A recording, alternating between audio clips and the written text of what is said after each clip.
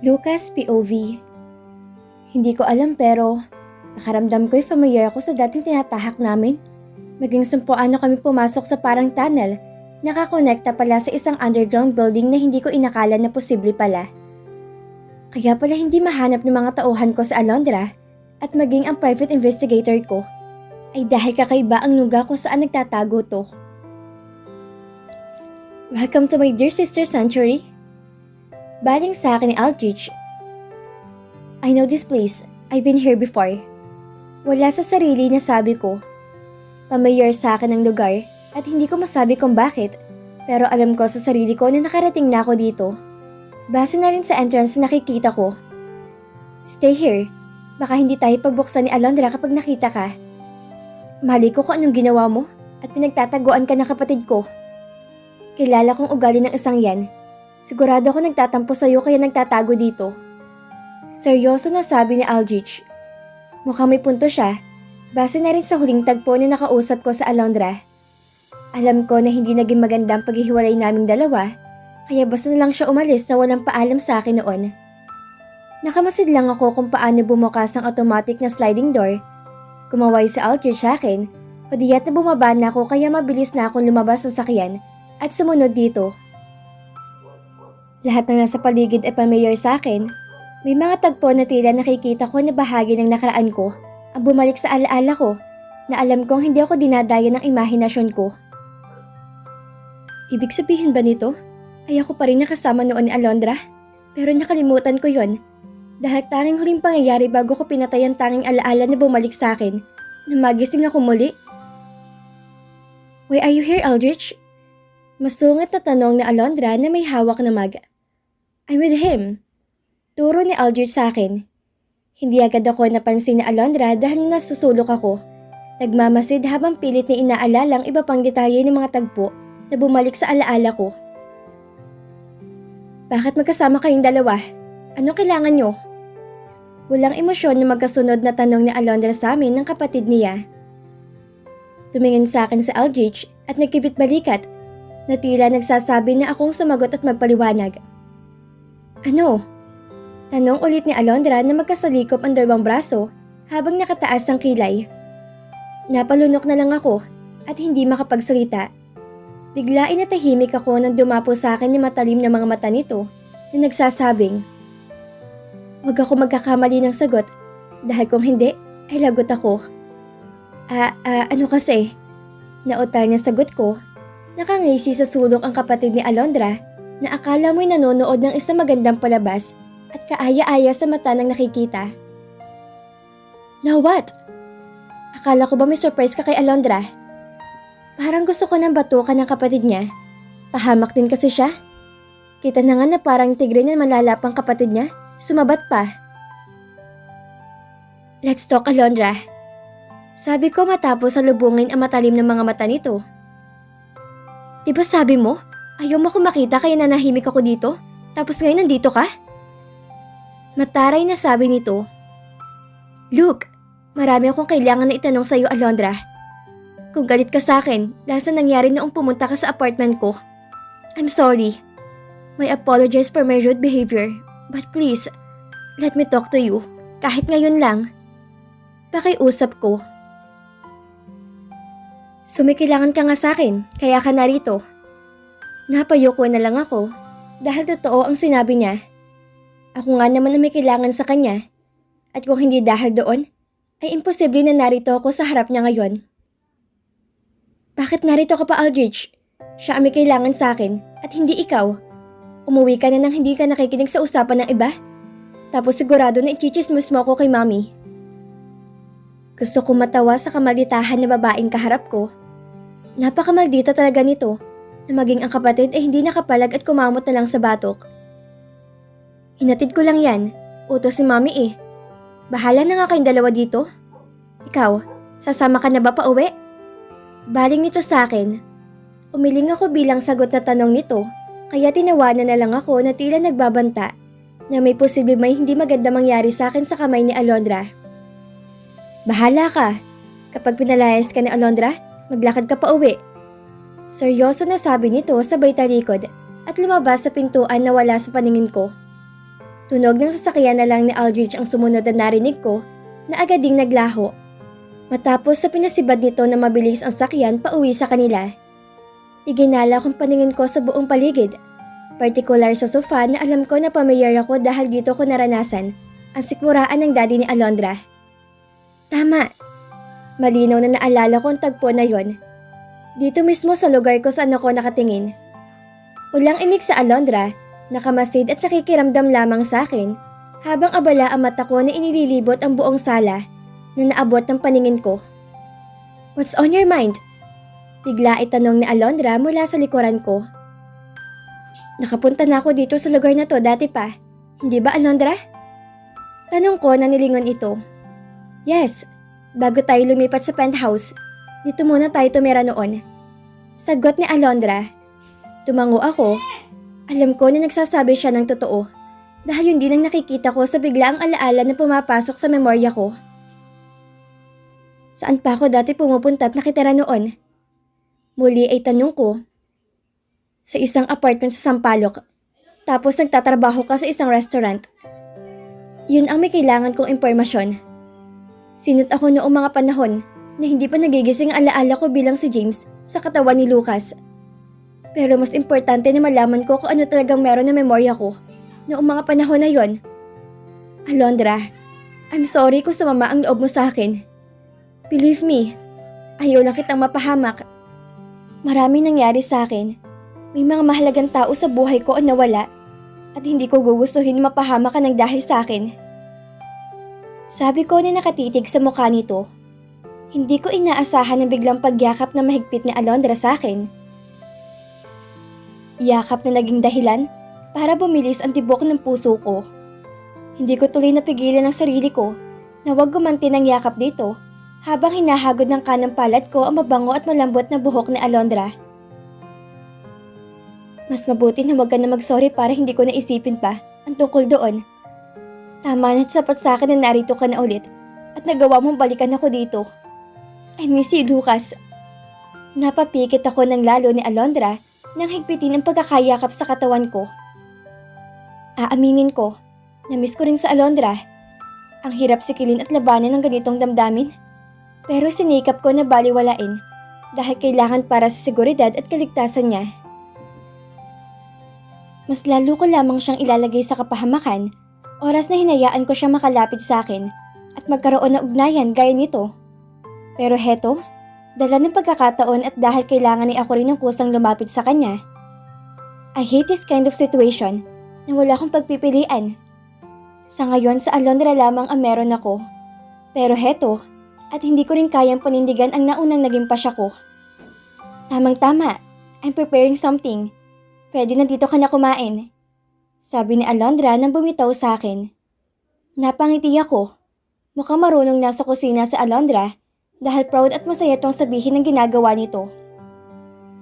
Ano yan? Hindi makatiis na tanong ko nang makita kung paano nagkalat ang harina at mga gamit sa kusina. Pizza! Nag-aral ako magluto niyan. Ginaya ko mula dito. Sagot ni Alondra, sabay kuha sa cooking book na nasa gilid ng mesa. Napailing na lang ako matapos makita kung paano nito binuksan ang oven at inilabas ang maitim na laman ng tray na hindi ko malaman kung pizza ba o tinapay. This is why I hate cooking. Such a waste. Inis na sabi ni Alondra sabay lapag sa sink na ginawa niyang pizza daw. So, paano ka kumakain dito? Tanong ko. Marami akong stock dito ni milk, cereal at fruits. Hindi naman ako nagugutom, pero hindi lang taga ako makapagluto. Malungkot na saad ni Alondra. It's okay, tulungan na kita dito. Kailangan kasing linisin ang buong kusina dahil daig pa ni Alondra ang bata naglalaro dito sa kanina.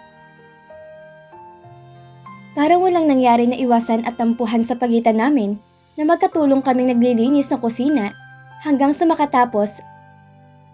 Gaya din ng dati ako naghuhugas at sa Alondra ang nagliligpit. Bagay na hindi ko inaasahan na kaya ko palang gawin dahil never na ginawa ko to noong mga panahon na nabubuhay ako bilang si James. Ngayon ko napagtanto na sayang ang panahon na lumayo ako kay Alondra pero hindi ko pinagsisisihan ang ginawa ko dahil para sa kaligtasan niya ang naging pasya ko. Palagay ko, ay mas mabilis sa akin na alalahanin ang lahat ng nawala kong memorya kapag kasama ko sa Alondra. Kusang bumabalik to kahit hindi ko isipin o pigain ang utak ko. Malaking bagay na bumalik ako dito sa bahay niya kung saan naging bahagi pala ng nakaraan ko kasama sa Alondra sa loob ng maikling panahon noon. I'm sorry kung kalat ang inabutan mo dito. Yan ang padala ni Mami na pagkain ng initin ko para sa hapunan natin.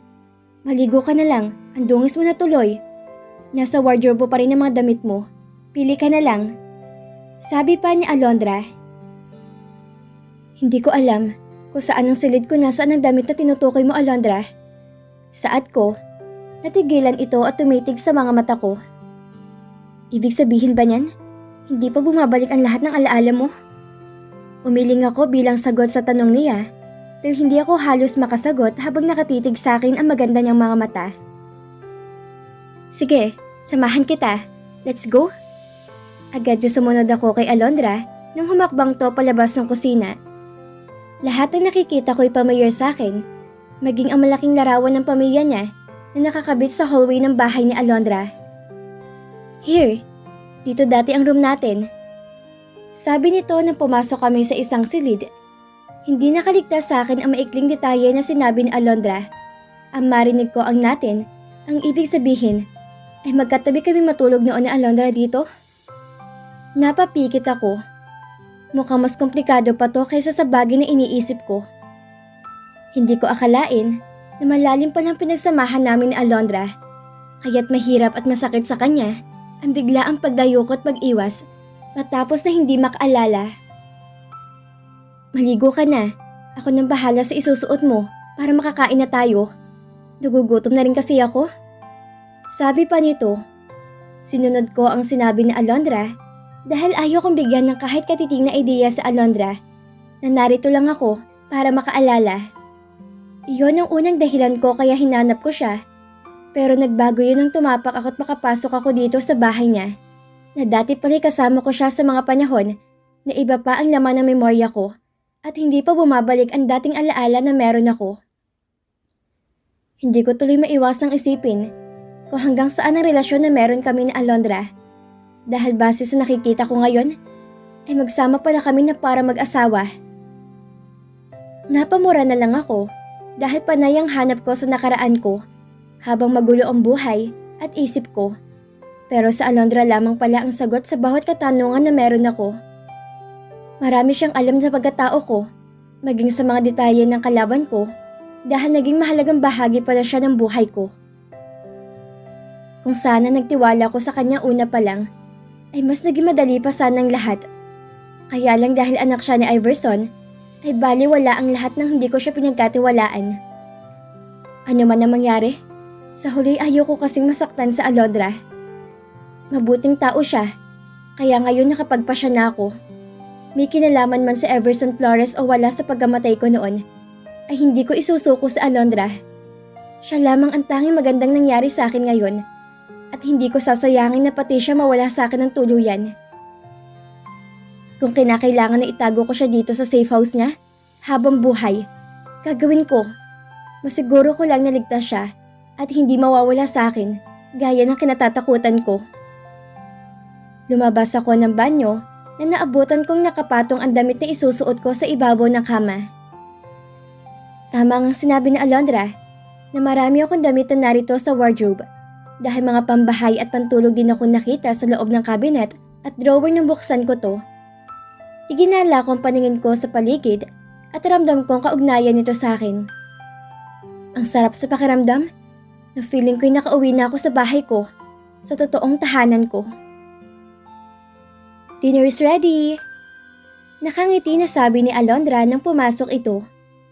Ang simple lang ng suot at ayos niya, pero siya ang pinakamagandang babaeng nakita ko. Ayon na rin sa pagkakatanda ko. Sophisticated at sosyal ang dating, pero alam ko na may mabuti siyang puso. Tahimik kaming kumain pareho, walang namuong usapan sa pagitan namin, hanggang sa matapos kami at magkatuwang na nagdiligpit gaya kanina. Pwede bang dito ka na matulog kahit ngayong gabi lang? Tanong na Alondra nang makaupo kami sa sofa. Okay, sure. Tipid na sagot ko. Wow! Really? Meaning ayos na ulit tayo? Masayang tanong nito. Napangiti ako. Para siyang batang nakatanggap ng regalo ngayong Pasko sa narinig na sagot ko. It depends kung magiging mabait ka. Biro ko, pero pakiramdam ko ay pamilyar ako sa salitang binitawan ko. Pilyanong umiti sa Alondra sa tabi ko na tila ba may naglalaro sa isipan nito. Alam ko kung bakit gusto mo ako maging mabait. Nakangisi na sabi nito. Kung hindi mo maalala kung bakit, ay malas mo na lang. Dahil sigurado ako na enjoy mo ng husto yun noon. Nag-init ang buong katawan ko matapos marinig ang sinabi ni Alondra. Para siyang tukso na inaakit ako, kaya hindi malabong mamula ang buong mukha ko at leeg ko. Alondra, pero biro, can we talk? Tanong ko. Nag-uusap na naman tayo, di ba? So anong pag-uusapan natin? Tanong rin ito. Noong mga panahon na hindi ko pa naalalang nakaraan ko ng buo, may napapansin ka ba? O nakikita na iba sa akin? Saglit na nag-isip ito bago sumagot sa tanong ko. Well, marami akong napapansin. Usually ang tahimik mo noon, pero sweet and caring guy. May pagkakataon na bigla ka nalang natitigilan, tapos may mga pumapasok na eksena sa isip mo sa tuwing may kakaiba ka nakikita. Kaya naman may bagong experience na naging dahilan para matrigger na bumalik ang nawawalang bahagi ng alaala mo. Convinced na ako na maraming ang alam sa Alondra base sa sinabi at nabanggit niya. Tama nga na siya makakapagbigay ng linaw sa katanungan ko tungkol sa nakaraan ko habang hindi pa bumabalik ang mga naunang alaala na meron ako dati pa. Ano pang alam mo? Curious na tanong ko kay Alondra. Well, naikwento mo sa akin noon na may nakikita ka na tagpo na parang totoo?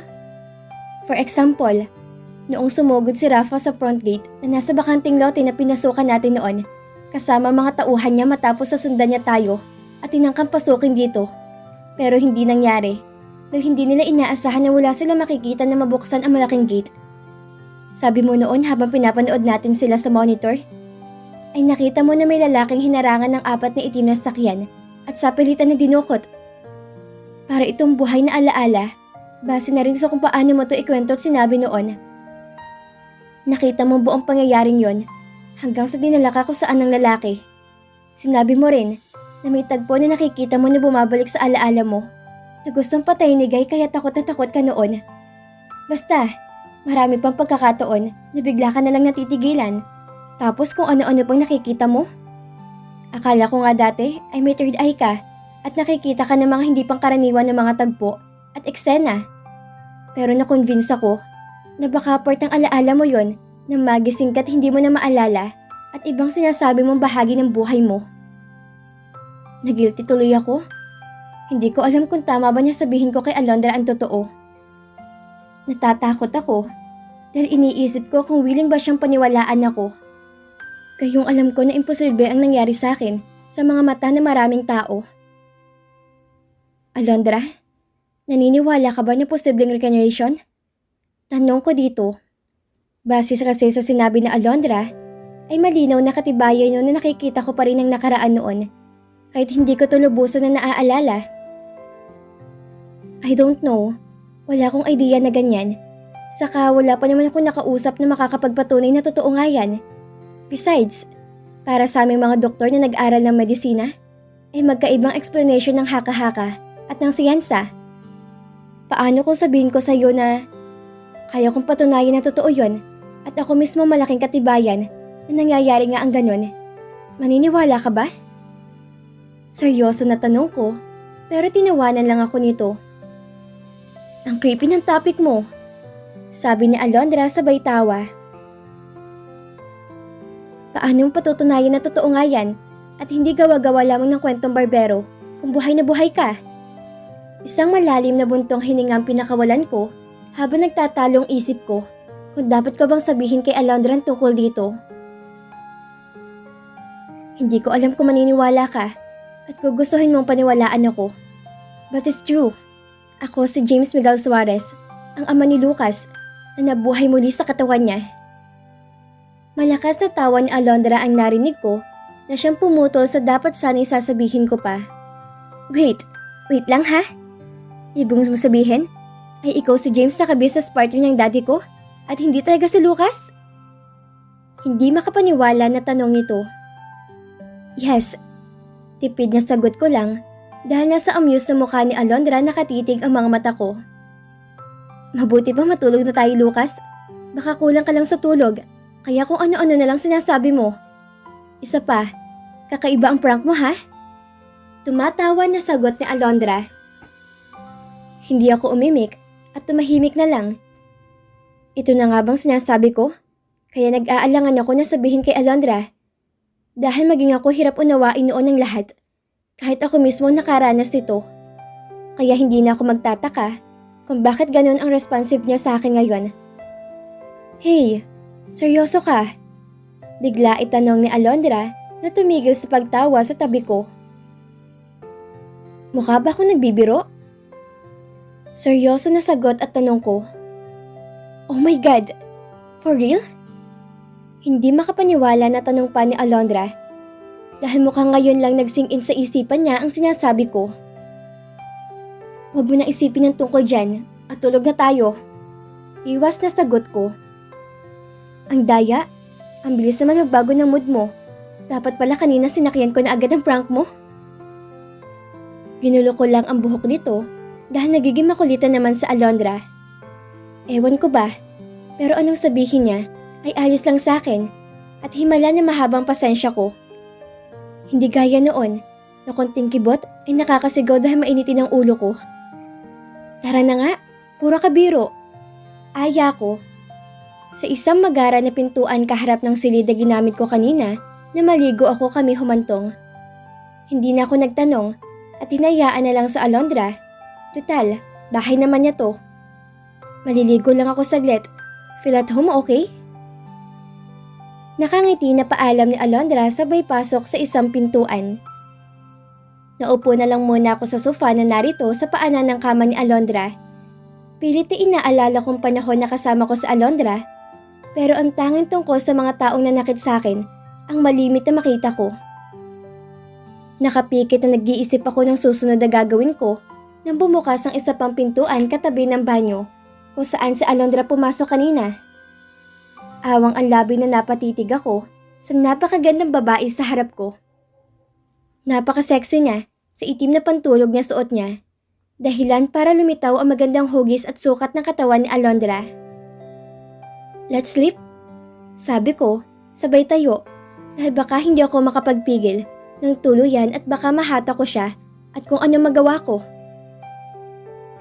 Ang awkward lang na magkatabi kami sa isang kama, tapos katiting na lang ang pagtitimpi na meron ako sa kanya. Alondra, hindi ka ba nilalamig? Hindi makatiis na tanong ko. Bakit? Kung nilalamig ba ako, yayakapin mo ko? Pilya na tanong nito. Nagkamali pa yata siya ng impresyon dahil gusto ko lang naman magkumot siya dahil masyadong exposed ng mga mata ko sa katawan niya at hindi rin nakakatulong ang mabangong amoy ng lotion o sabon na ginamit niya habang katabi ko siya. Halika nga. Hindi makatiis sa sabi ko sabay kabig dito nang pumulupot sa bewang niya ang braso ko. Ang sarap naman na may kayakap. Bulong ni Alondra, sabay yakap sa balikat ko at sumiksik palalo ang mukha sa dibdib ko. Hindi magandang naging resulta noon sa akin dahil pumidlag at nanigas ang bahagi ng katawan ko sa pagitan ng hita ko. I can't resist, Alondra. Masyado siyang maganda at sexy para tanggihan at baliwalain ko.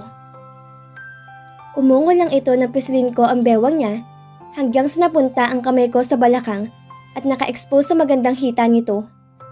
Walang kahit anong reklamo akong narinig mula kay Alondra nang umibabaw at naganan ko siya.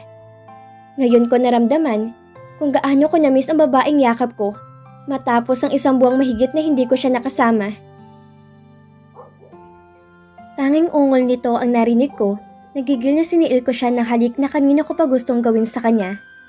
Ang lambot, ang sarap manggigilan ang labi nito na halos ayoko nang bitawan kung hindi ko kailangan dahil pareho kaming halos mauubusan ng hangin sa baga.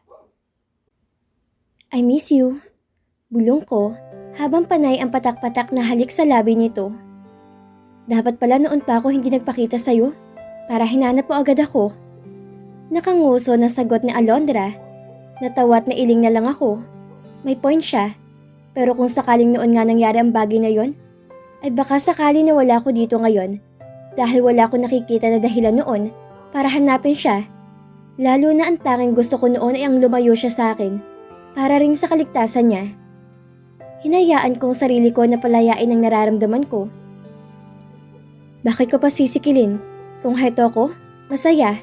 Habang pinagmamasdan ang maganda mukha ni Alondra na nasa ilalim ko, nakayakap na mahigpit habang tulad ko, ay puno rin ng pagnanasa ang mga matang nakatitig sa akin habang nakakagat labi. Walang pag-aalinlangan ni hinata ko ang manipis at kakarampot na damit pababa sa katawan nito.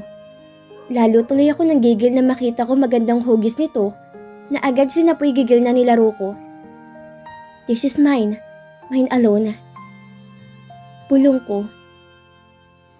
Hindi ko na pinatagal ang seremonyas at tuluyan ko nang inalis kahit ang pinakahuling saplot sa katawan nito. Wala na ako natitirang pagtitimpi sa katawan na mabilis na hinubad ang lahat ng damit sa katawan ko at basta na lamang itinapon sa kung saan. Alam ko na handa na sa Alondra, kaya mabilis na inangkin ko sa Alondra.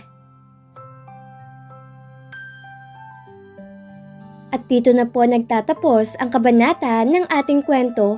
At sana'y muli niyo po akong samahan sa mga susunod pang kabanata na ibabahagi ko sa inyo. Maraming salamat po at ingat po tayong lahat.